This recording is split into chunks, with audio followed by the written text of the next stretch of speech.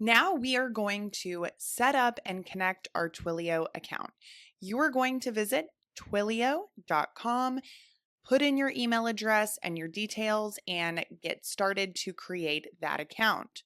Once I'm inside of Twilio, I'm going to navigate just to my dashboard.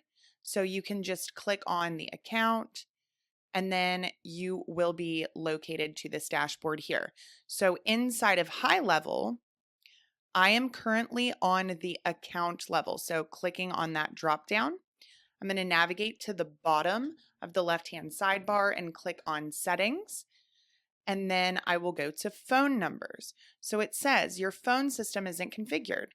So go to Twilio settings. When I click on that, it's actually taking me to my agency dashboard, which can be found from that circle at the top right with the arrows.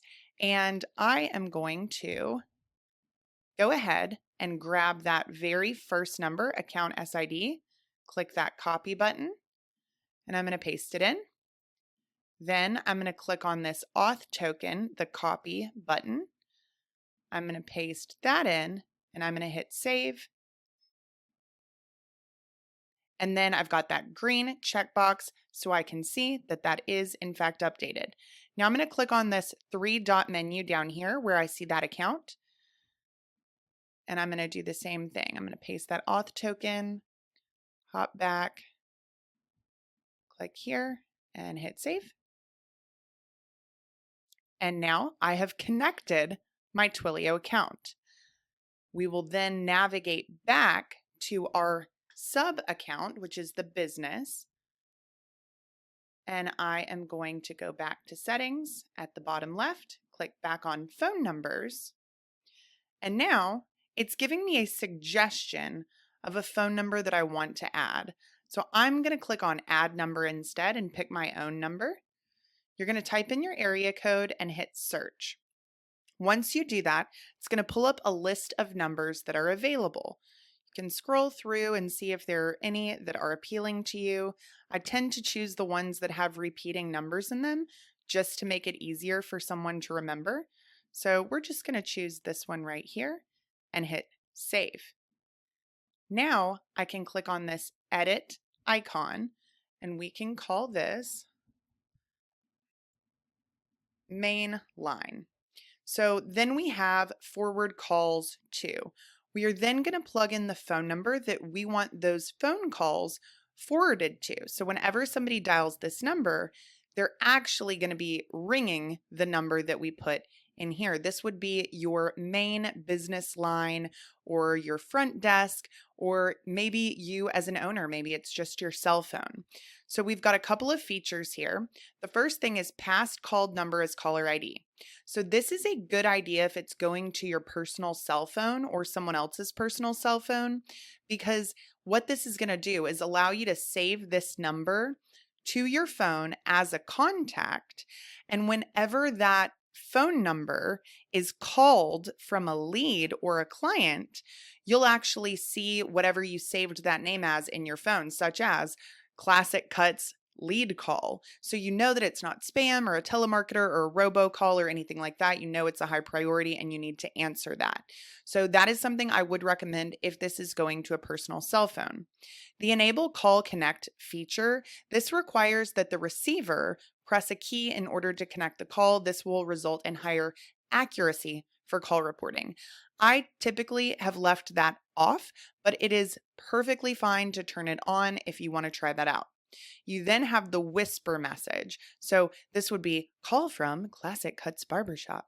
I don't want that on, but I am going to click on call recording. So if you want it to say something, you can type that in. But for me, I just want to press the space bar because I don't want there to be a message there.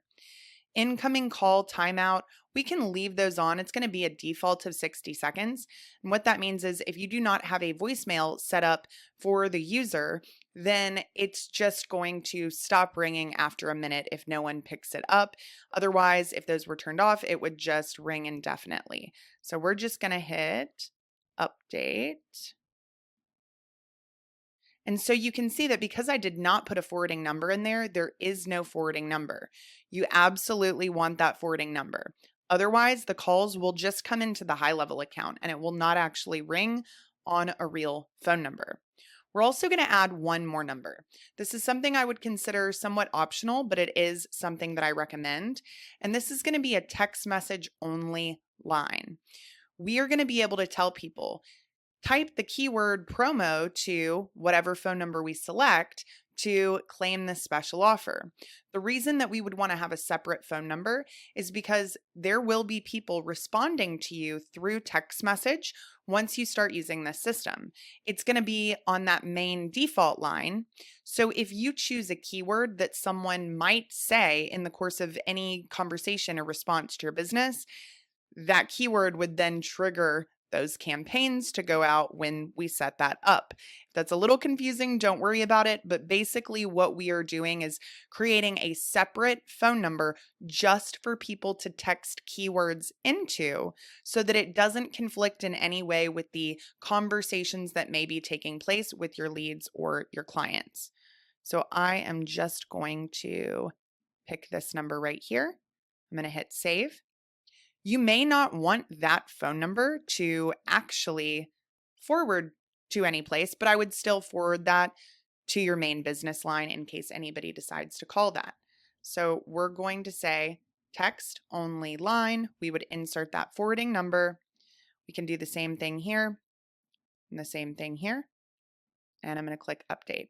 So now I have a text only line and then I've got the main line. This is set to default, which is what I want. This is the primary phone number that we'll be communicating through phone call and text message, and this will be for specific instances only.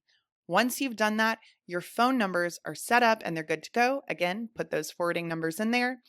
And if you would like, you can connect a specific phone number to a specific user. So I just navigated back to that team management tab.